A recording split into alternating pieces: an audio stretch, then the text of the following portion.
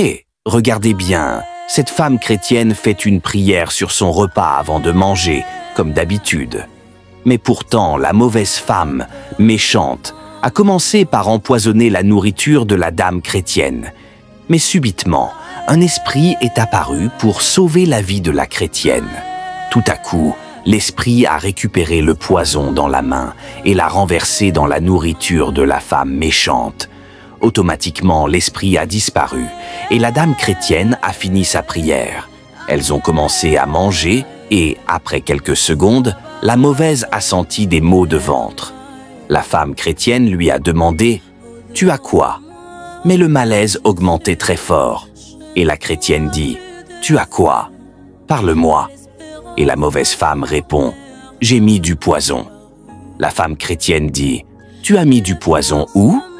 Puis elle crie d'une voix forte « Tu as mis du poison où ?» Et la mauvaise femme répond finalement « J'ai empoisonné ta nourriture. » La femme chrétienne dit « Ah mon Dieu, pour quelle raison tu as empoisonné ma nourriture? Pourquoi? J'ai fait quoi? Pourquoi tu cherches à me tuer ?» Et rapidement, la femme a pris son téléphone portable pour contacter ses proches. Malheureusement, la mauvaise femme est morte. Et enfin, la femme chrétienne a commencé à crier « Oh mon ami !» Après une délivrance miraculeuse, la prophétesse confronte le mari avec une vérité troublante, c'est lui la source du mal. L'homme réagit violemment.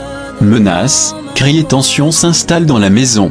La femme, entre peur et confusion, tente de calmer la situation, mais la prophétesse, elle, n'a pas dit son dernier mot. « Pardon, maintenant rentrez chez vous, je ne veux pas avoir de problèmes avec mon mari », dit la femme, la voix tremblante. « Petite sœur, c'est toi qui l'as amené ici, et regarde maintenant, je suis en train d'avoir des ennuis. » La prophétesse fixe le mari, imperturbable. « Toi et moi savons exactement de quoi je parle. » « Quitte la maison, » répète l'homme, les dents serrées. « Va avec ton ami, » dit la femme à sa sœur, presque à contre-sœur. « Je te le dis une dernière fois, prophétesse, quitte ma maison, tonne le mari. »« Calme-toi, bébé », essaie de l'apaiser sa femme. « Allons-y, tu étais venu pour prier pour elle, pourquoi t'acharnes-tu sur son mari » dit la petite sœur à la prophétesse. La prophétesse regarde à nouveau le mari. « Tu n'es pas content de ma présence ? T'ai-je invité » réplique-t-il avec mépris. « Dieu m'a envoyé ici » répond-elle. « Et tant que sa mission n'est pas terminée, je ne partirai pas. Quand je vais revenir, si tu n'as pas quitté cette maison, tu sauras qui je suis vraiment. Je suis dangereux, très dangereux » hurle le mari en quittant la pièce. « Silence, pourquoi es-tu venu créer des problèmes dans ma maison » demande la femme à la prophétesse. « Pourquoi tu ne dis rien à ton ami » crie-t-elle à sa sœur. « Prophétesse, partons avant qu'il ne revienne » s'inquiète la petite sœur. La prophétesse se tourne vers elle. « Dis-moi, est-ce que tu aimes ta sœur ?»« Oui, bien sûr. »« Et toi, madame, est-ce que tu aimes ta vie ?»« Oui, j'aime ma vie. Depuis que j'ai mis le pied ici, j'ai senti des choses anormales. Cette maison manque de prière. Tu dis prier, mais tu ne pries pas vraiment. Si tu étais connecté à Dieu, tu aurais vu depuis longtemps ce qui se trame ici. L'homme avec qui tu vis est un sorcier. » La femme écarquille les yeux. Il cache une puissance démoniaque sous sa tête. As-tu déjà vu son crâne? Non, jamais.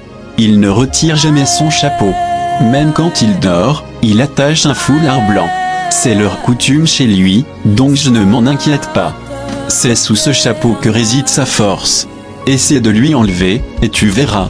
Ce serait une abomination, s'exclame la femme. Ne me pousse pas à faire ce que je ne dois pas faire. Ce n'est pas une abomination, c'est un acte de survie. Ton mari veut te sacrifier, toi et ton enfant, pour un rituel. Quoi? Point d'exclamation. Et regardez bien la partie 2. Quand elle a fini par empoisonner le repas de la fille, elle est repartie et le phénomène aussi a disparu. Automatiquement, la fille aussi a terminé sa prière et commencé à manger. Et tout à coup, la mauvaise femme a pris une boisson en main, dans un verre, et en même temps, le phénomène a renversé le poison dans son verre, qu'elle tenait dans la main. Puis elle a commencé à boire. Mais jusqu'à là, le phénomène est resté debout tranquillement, pour observer jusqu'à la fin. Après quelques minutes, le malaise a commencé chez elle. Petit à petit, le malaise a augmenté jusqu'à ce qu'elle meure. Et après sa mort, la femme éphémère a donné quelques conseils. Abonnez-vous à la page. Oh mon Dieu, regardez cette mauvaise femme qui empoisonne la boisson de ce monsieur au moment où il est concentré sur son appel téléphonique.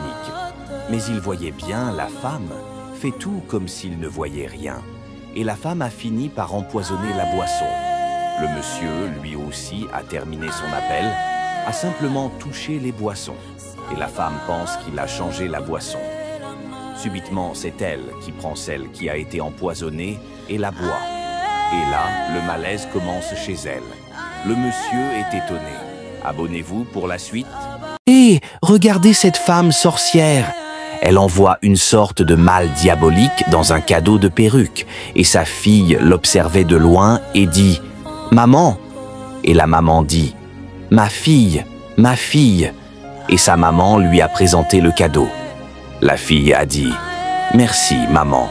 Et la maman dit à sa fille « Il faut le porter maintenant. » Et la fille dit « Je vais le porter dans la chambre. » Et la maman dit « Non, porte-le devant moi. » Et sa fille fait tout comme si elle voulait le porter. Et subitement, ça lui a porté la perruque. Et le malaise a commencé chez sa maman. Et la fille dit « Pourquoi tu penses me faire du mal? Je fais tout pour toi, maman. Je te donne de l'argent, tout ce dont tu as besoin. Maintenant, dégage d'ici. » Et la maman dit « Je suis désolée, ma fille. » Et s'en va. Après, la fille pleure. Abonnez-vous.